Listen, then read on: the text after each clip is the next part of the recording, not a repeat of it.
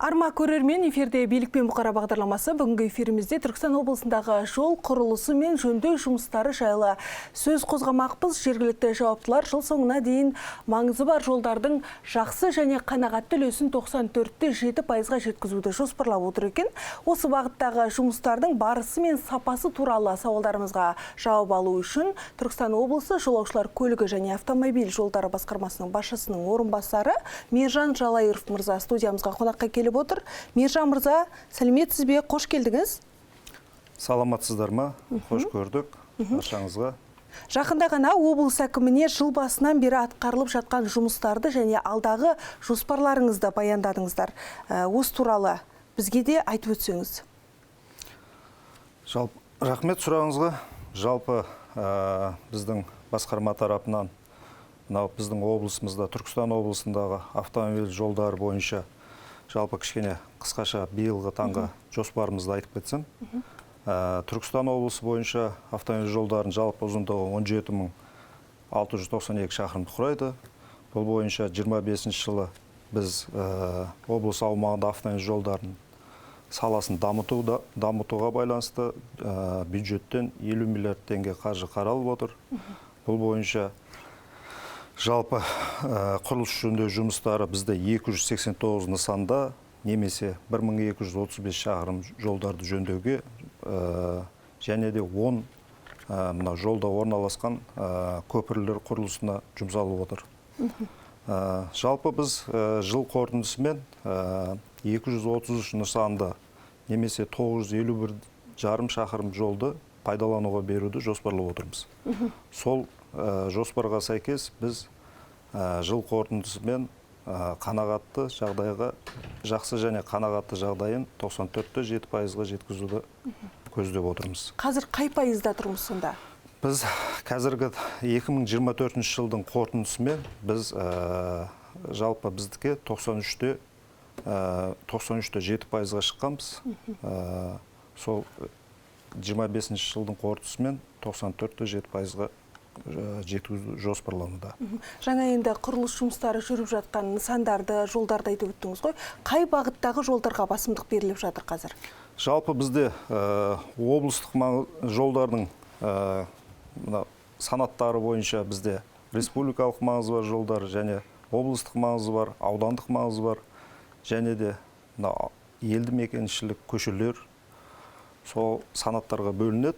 Соның ішінде біздің облыс бойынша, Түркістан облысы бойынша облыстық маңызы бар жолдарға 19,9 миллиард теңге қаржы қаралған, аудандық маңызы бар жолдарға 3,6 миллиард теңге қаржы қаралып отыр. 24 нысан, 130 шақырым жол, облыстық маңызы бар жолдарға 24 нысанымыз бар, 225 шақырым жолымыз жөндеуден өтеді. Енді басты назарда бізде елді мекен көшелері, ол елді мекен көшелерінде 27,3 миллиард теңге қаржы қаралып, 240 нысан, немесе 885 шақырым жолдарды, көшелерді жөндеу жұмыстарын жүргіземіз биылғы таңда. Оның біразын уже біз жөндеп бітірдік. Енді 70%-дан астам жолдар бітті. Енді бір 30%-дай жолдарды бітіріп, жыл соңына дейін тапсырамыз. Біз енді республика бойынша мынау халық саны да барлық жағынан алдамыз ғой. Тиісінше халық көп болғаннан кейін қозғалыс та көп, көлік те көп. Жол сапасы бойынша республикада қай орында тұрмыз қазір?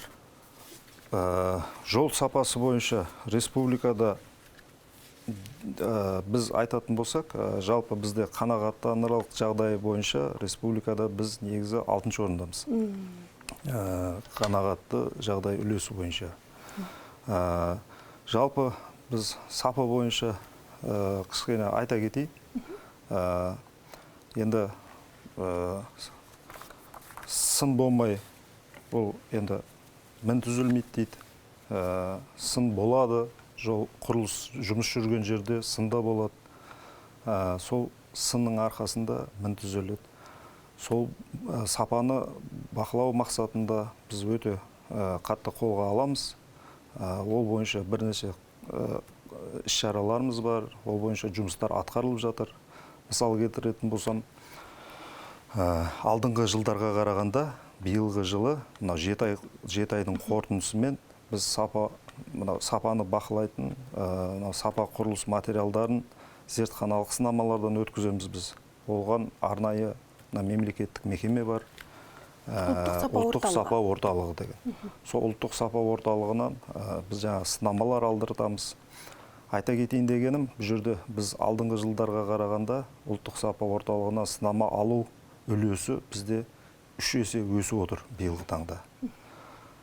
Қуантарлық жағдайы сол 3 есе артық өскенімен, бірақ алдыңғы жылдармен салыстырғанда мына сынама санының сәйкес келмеу үлесі 30%-ға дейін төмендеп отыр. Яғни сынақтарымыз дұрыс жүріп жатқаны және сапалы шығып жатқаны. Ақпарат бар екен. Жаңағы сіз атаған ұлттық жол активтер сапасы орталығы жыл басынан бері 872 сынама алған екен сіздерден. Бірақ оның 297-сі стандартқа сәйкес келмеген анықталыпты. Демек, бұған дейін де ол жоғары болған ғой. Бұған дейін жалпы біз сынама алдыңғы жылдармен салыстыратын болсақ, осы 7 ай қорытындысымен өзіңіз айтып кеткендей 872 сынама алып отырмыз. Алдыңғы жылдардың үлесінде, мысалға айтатын болсам, 24 жылы 7 ай қорытындысымен 299 сынама алынған. Мәссаған. Ол деген сөз біздің биылғы алған сынамамыз 3 есеге өсіп отыр дегеніміз. 299 сынаманың 185-і сәйкес келмеген болатын. Ол дегеніміз биылғы жаңа сіз айтып отырған 200 сынамамыз сәйкес келмеді дегеніміз, мен айтып отырған үлесі 30%-ға төмендеп отыр. Сәйкес келмеген сынамалардың саны. Артқанымен сынама санының сәйкес келмеуі де төмендеу. Салыстырмалы түрде орын төмен алып отыр. Демек, сапа жақсаруда дейсіз ғой? Сапа бұған облыс әкімінің өзі тікелей көңіл бөліп отырғанынан, облыс әкімінің бірінші орынбасары, салалық басқарманың жетекшілететін, одан бөлек басқарма тарапынан осындай, ол енді өзіміздің үкіметтің тарапынан жолды бірінші орынға қойып, сапа жағынан қадағалау жұмыстарының үлесі деп ойлаймын.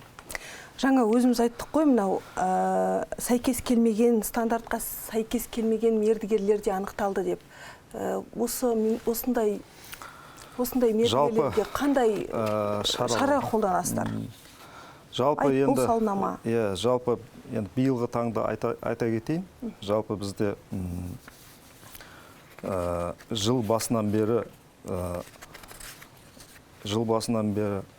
40-қа жуық нұсқамалар беріліп, сынамалар сәйкес келмейтін мердігер мекемелерге 40-тан аса нұсқамалар беріліп, 52.920 шаршы метр. Яғни 10 шақырымға дейінгі жолдарды, ол құнына келетін болсақ, 421 миллион теңгені құрайтын жұмыстарды мердігер есебінен қайта алып, қайта төс өткіздік.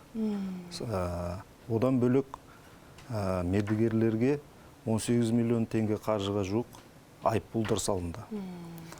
Мынау сапаны қадағалау күшейтілген мақсатында ол кісілерді енді бұл жұмыстарды жаңағы өз еркімен істейтіндер бар, немесе сот арқылы мәжбүрлеп істеткендеріміз бар.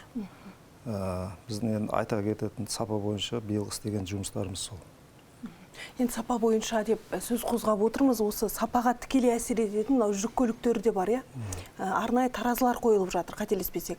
Атап өтіңізші, қай бағыттарда бар, қазір қанша таразы қойылған біздің өңірде? Жалпы бұл жолдардың бұзылуының алдын алады ғой. Жолдардың бұзылуының бір себебі, былайша айтқанда 70% себебі, 80% себебі дегеніміз, бұл ауыр жүк көліктерінің шамадан тыс жүк тасуынан болып отыр. Бұл бойынша мемлекетке жылына есептегенде шаққанда 1 миллиардқа жуық қаржы шығын келтіріп отыр. Өйткені біз 1 миллиардқа жуық қаржыны осы жөндеу жұмыстарына, күтіп ұстау жұмыстарына жұмсап отырмыз жыл сайын. Сол себепті мынау министрліктің, үкіметтің тапсырмасына сәйкес ағымдағы жылдан бастап өткен жылдан бастап, 2024 жылдан бастап, мынау автоматтандырылған өлшеу станцияларын орнату бойынша шешімдер қабылданған, тапсырмалар берілген болатын. Соның ішінде бұл республика көлемінде басталған жүйе. Соның ішінде біздің Түркістан облысы бойынша ағымдағы жылы 2 таразыға, ол бізде Арыс қаласының маңында, карьерлер дейміз ғой енді, кен орындар. Сол жолдарда тасылып атқан Шымкент Арыс бағытында бір тараз орнатылды, және Арыс Монтайтас бағытында бір тараз орнатылған болатын. Қазіргі таңда мынау 28 шілдеден бастап ЕРАП жүйесіне қосылып, одан алдын министрлікте интеграциядан өтіп, 28 шілдеден бастап бұл таразы іске қосылып, бүгінгі күні 1100-дей заң бұзушылықтар белгіленіп, 464 миллион теңгедей қаржы айыппұлдар салынған. Бүгінгі таңда 61 миллион теңгесі оның өндірілді. Бұл бағытта, алдағы уақытта да, мысалы, бізде жоспар бойынша, облыс бойынша облыстық маңызы бар жолдарға 7 жерге орнату жоспарланған.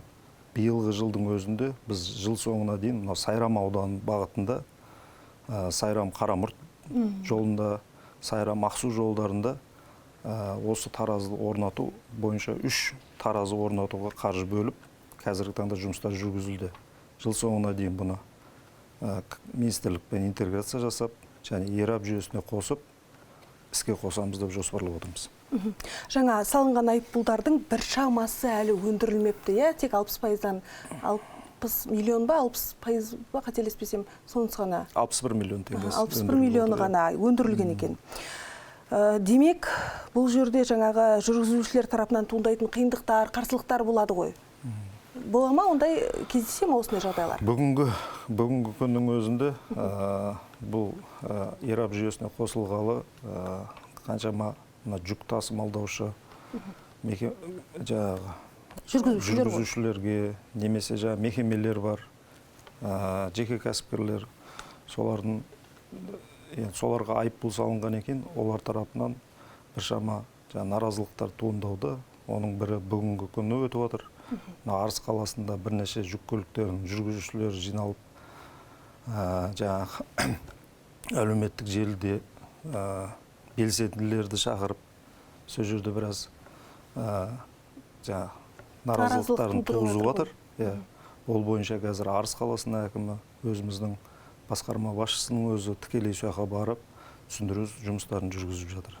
Енді наразылықтар болады. Наразылықтардан бұрын бұл заң бұзушылықтарға енді біз ешқандай көлікке шектеу қоймаймыз. Қандай да бір көлік шектеу жоқ. Бірақ рұқсат етілген, заң жүзінде рұқсат етілген салмақтан жоғары тасымауға шақырамыз. Қанша салмақ рұқсат етілген сонда? Жалпы бізде мынау жүк көлікте, ауыр жүк көліктерінің енді ол өлшемі әрбір осі дейді. Сол осіне байланысты, мысалы, біздердің жолдарымыз әр осіге 8 тоннадан есептелінген. Ол 8 тоннадан жоғары болатын болса, ол жолдың зақымдануына әкеп соғады. Заң бойынша 8 тоннада белгіленген. Дәл осы жаңа технологияны енгізгеннен кейін жолдың сапасын қанша пайызға жаңағы ұстап тұру болжануда? Енді түсетін салмақ қаншалықты азаяды дегенім ғой. Бүгінгі дейін түсіп келе жатқан салмақ қанша пайызға азаяды? Егер рұқсат етілген салмақта таситын болса, мына жолдың өзінің мерзімнен бұрын бұзылуына әкеп соқпайды. Жыл сайын жөндеу жұмыстарын қажет етпейді? Жыл сайын жөндеу жұмыстарын қажет етпейді. Жыл сайын бюджеттен қаржы бөлуді қажет етпейтін болады. Енді алдағы уақытта мынау Сайрам мен Қарамұртты жалғайтын жолдарға қоюды жоспарлап отырсыздар? Қазіргі таңда жұмыстар басталды ол жерде. Осы жыл соңына дейін бұл жұмыстарды бітіріп, іске қосу жұмыстарын жүргіземіз. Енді жаңа айтып кеттік қой, біздің облыста халық саны да көп, тиісінше қозғалыс та жиі болады деген сияқты. Естуімізше мынау Сарыағаш пен Абай елді мекендерін жалғайтын екі арада әлі күнге дейін кептеліс болады екен. Осы жұмыстар қалай шешілуде? Жалпы сізге айта кетер болсақ, бұл бұндай бізде проблемалар бар. Мынау Абай мен Сарыағаш қаласын жалғайтын республикалық маңызы бар А15 деген жолымыз. Бұл жерде қазір көлік ағынының жылдан жылға көбеюіне байланысты, одан бөлек бұл шекаралық аймақ болғандықтан үлкен жүк көліктерінің жүруіне жолдың категориясы сәйкес келмей отыр. Сол себепті бұл министрлікке қарайтын жол болғандықтан министрлік тарапынан шешім қабылданды. Қазіргі таңда Сарыағаш пен Абай елді мекенін айналма жол салу мәселесі пысықталып, сол жерге жобалық сметалық құжаттамалар жасалды. Яғни Сарыағаштан бастап Сарыағашты айналдыра, Абай елді мекенін айналдыра, Қызыләскер елді мекені, яғни Ялама кеден бекетіне дейін апаратын 102 шақырымға жобалық сметалық құжаттар әзірленіп, қазіргі таңда мердігерді анықтау, жол құрылыстарын істейтін мердігерді анықтау бойынша мемлекеттік сатып конкурстар өтіп жатыр. Құдай қаласа 2026 жылдан құрылыс жұмыстар басталады деп жоспарлап отыр. Енді мына Отырар ауданындағы жүріп жатқан жол құрылысы да барлығына өзекті сауал деп ойлаймыз. Қашан аяқталады? Қазір енді әлі де жалғасып жатыр. Қанша жылға созылды, қашан беруді жоспарлап отырсыз? Мына сіздің айтып отырған Түркістан-Шәуілдір жолын айтып отырсыз. Түркістан-Шәуілдір жолы бойынша бізде енді бұл қаржы республикалық бюджеттен қаржыландырылып жатыр. Бұның 10% өзіміздің облыстық бюджеттен қаржыландырылады. Жалпы 64-4 шақырымды құрайтын жол. Биылғы бұл жолымыз 4 учаскеге бөлінген. 4 учаскенің биылғы жылы 2 учаскесі, яғни 28 километр жолымыз пайдалануға беріледі. Ол бізде Шәуілдір жақтан басталған жағынан, ал мына Түркістан жағынан басталған жағындағы 2 учаскеміз келесі жылы 3-ші учаскені, 2-ші учаскемізді қабылдауға жұмыстар атқарып жатырмыз. Қазіргі таңда құрылыс жұмыстары қарқынды жүруде. Одан бөлек мына 1-ші учаскемізде бізде темір жол өткен, магистралды темір жолдың үстінен жол өткелін істеу қарастырылған. Жол өткелі құрылыстары жүргізіліп жатыр қазіргі таңда қарқынды. 2027 жылы толық пайдалануға береді деп жоспарда бар. Түсінікті.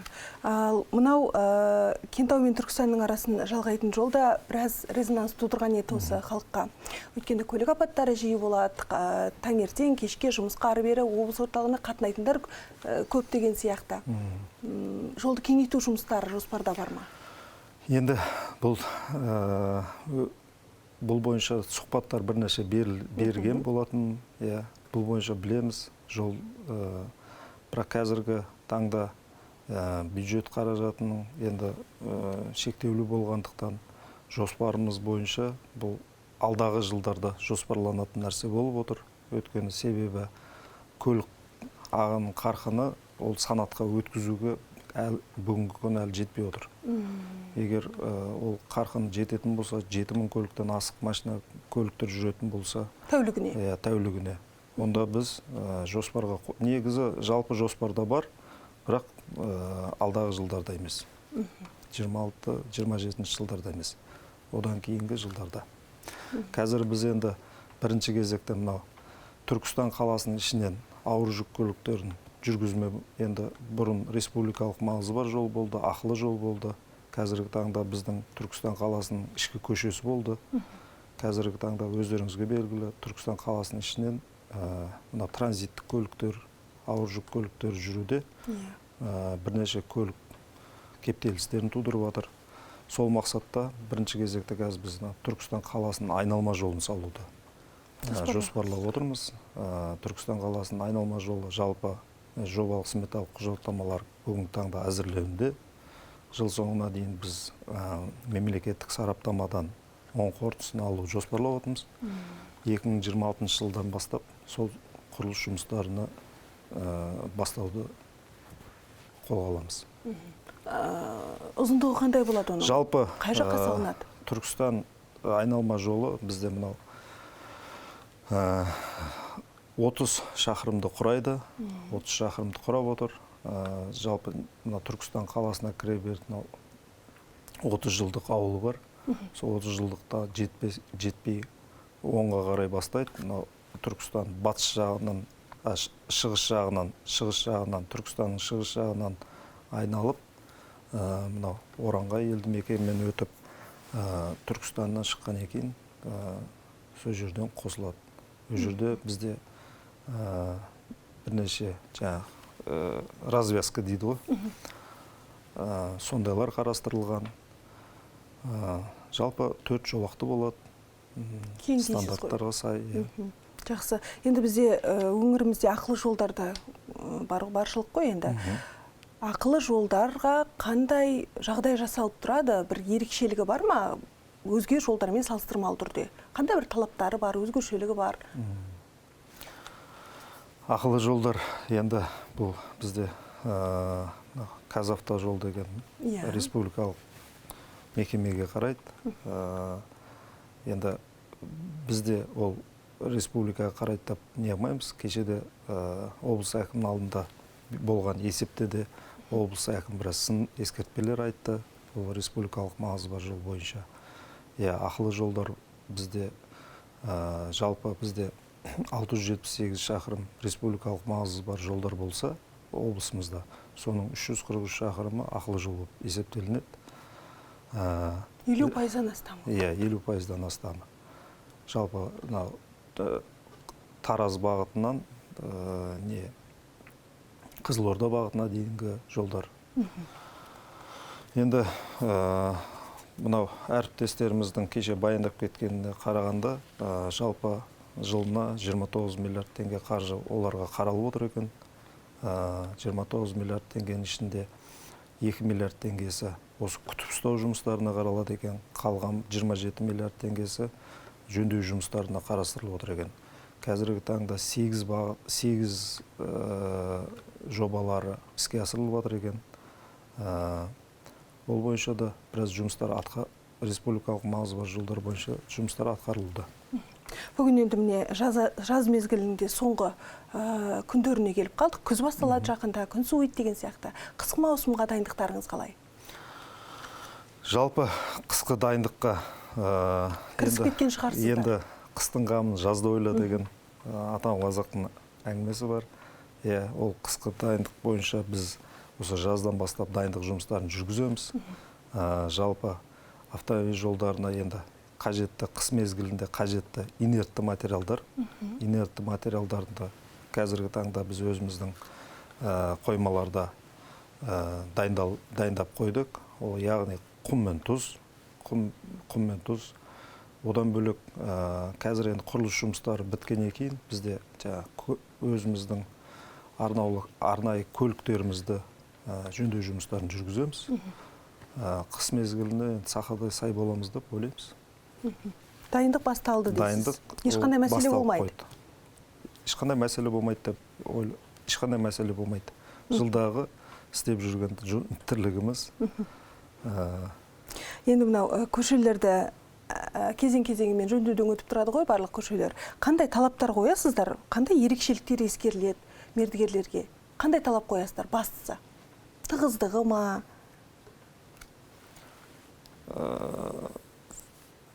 Сапа жағынан айтып отырсыз ғой. Сапа жағынан.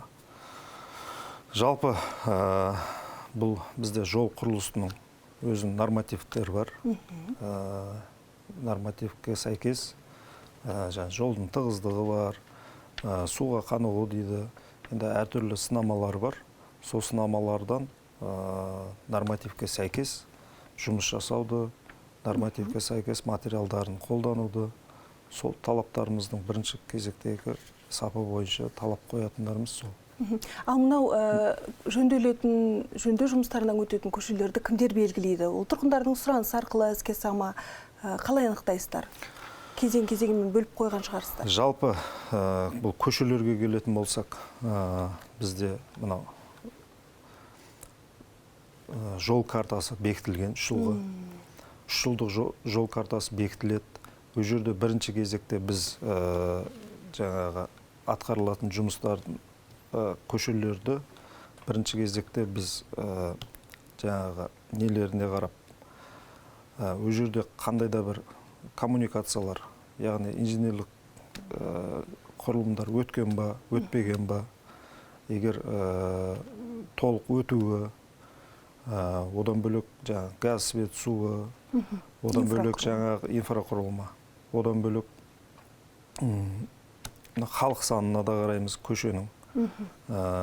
Әлеуметтік маңызды бар нысандар бар ма, ол жерде жоқ па. Бірінші кезекте сондай көшелерге басымдық береміз. Сол басымдықпен көшелердің жол картасы, яғни облысымыздың жол картасы бекітілген, сол бекітілген жол карта бойынша жоспарды түземіз. Енді алдағы уақыттағы жоспарларыңызға тоқталып өтсек, қандай да бір дайындап қойған жоспарларыңыз, жобаларыңыз бар ма? Енді дайындап қойған жалпы бізде енді облыстық маңызы бар жолдарды айта кететін болсам, ірі жобалардан бастап кетейін. Бүгінгі күні біздің дайын келесі жылы іске асырамыз деп дайындап отырған жобаларымыздың бірі, жаңа айтып кеткендей, Түркістан айналма жол. Жалпы ұзындығы 30 шақырымды құрайды. Одан бөлек мынау біраз бақ өкілдеріне шығып сын болған Шымкент қаласынан Сайрам ауданы орталық Ақсуға баратын жолдағы темір жол көпірі. Сол темір жол көпірі қазіргі таңда жобалық сметалық құжаттамасы жасалып отыр. Сол темір жол көпірін біздің астынан өтетін жолдың санатына сәйкестендіріп, кеңейтіп, темір жол көпірін салу жоспарға кіріп отыр. Одан бөлек қазіргі таңда үкіметтен берілген тапсырма, президентіміздің сын ескертпелері, мынау шекара бекеттеріне баратын жолдарды ретке келтіру болады тапсырма. Сол тапсырмаға сәйкес қазіргі таңда біз мынау өзіміз облысымызда 7 кеден бекеті бар, орналасқан Өзбекстан Республикасымен. Сол 7 кеден бекетінің ішінде мына Қазығұрт кеден бекетіне баратын республикалық маңызы бар жолдан кеден бекетке дейінгі 225 метр жолды 4 жолақты қылып кеңейттік биылғы жылы. Жібек жолы кеден бекетіне баратын жол 4 жолақты кеңейтілген. Ол жағдайы жақсы бүгінгі күні. Қазіргі таңда модернизациядан өткен Қапыланбек кеден бекетіне баратын жол. Оған біз қазіргі таңда ЖСқ әзірлеудеміз. Жалпы 3-4 шақырым жолды кеңейту жұмыстарын жүргізетін боламыз. Бұл жерде кеден бекетіне дейін 4 жолақты қылып салу жоспарлануда. Сол бір жолдарымызды одан бөлек жаңағы бізде мынау Қарабұлақ елді мекенінде өздеріңізге белгілі халық санының тығыз орналасқан жері, көлік ағынының тығыз жүретін жері жолымызды республикалық маңызы бар жолдан Қарабұлақ елді мекеніне баратын жолдарды кеңейту мәселелері. Екі араны жалғайтын жолдарды жоспарлап отырмыз қазіргі таңда. Бұл жобалар алдағы қанша уақытта іске асады? Біз биыл жылдың соңына дейін мемлекеттік сараптамадан оң қорытындысын алуға жұмыстар жүргізіліп жатыр. Биылғы жылы оң қорытындысын алып жатсақ, 2026 жылдың 27 жылға бюджеттік нақтылауларға ұсынылып, республикадан қаржы бөлуге жұмыстар атқарамыз. Енді мынау жолдың сапасы адам өмірінің бір кепілі ғой. Қара жолдан келетін апат та, қауіп те көбейіп жатыр қазір. Арнайы бір аймақтар бар ма? Қызыл аймақтар дейікші. Көп жол көлік оқиғасы орын алатын облыстағы?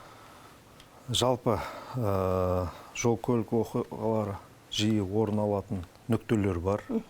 Жоқ деп айта алмаймыз. Ол бізге облысымыз бойынша республикалық маңызы бар, облыстық маңызы бар, аудандық маңызы бар жолдарда, елді мекен көшелерінде нақты 80 нүкте белгіленген. Ол 80 нүкте бойынша бүгінгі таңда бірталай жұмыстар атқарылды. Бұл жол көлік оқиғаларын алдын алу мақсатында жолдар қажетті іс-шаралар қабылданып, ол бойынша жұмыстар атқарылып, биылғы жылы, алдағы жылда да атқарылу жоспарланып отыр. Енді жаңа облыс бойынша 80 нүкте бар дедіңіз ғой. Анықтағанда, зерделеп қарағанда, соның басым көпшілігіне не себеп болады? Бізде ол нүктелерде жалпы іс-шаралар атқардық. Ол жерде жол белгілері де, жалпы барлық нәрселері былай айтқанда талапқа сәйкестендіріліп жатыр. Алайда мына біздің жол көлік жүргізушілерінің жылдамдықты шамадан тыс асыру бірінші өзекті мәселе болып отыр. Осы себепті жол көлік оқиғаларының саны артуда. Жол көліктің жылдамдығын асыру бірінші орында болып тұр қазіргі. Жол көлік оқиғаларының себептерін қарай келсеңіз.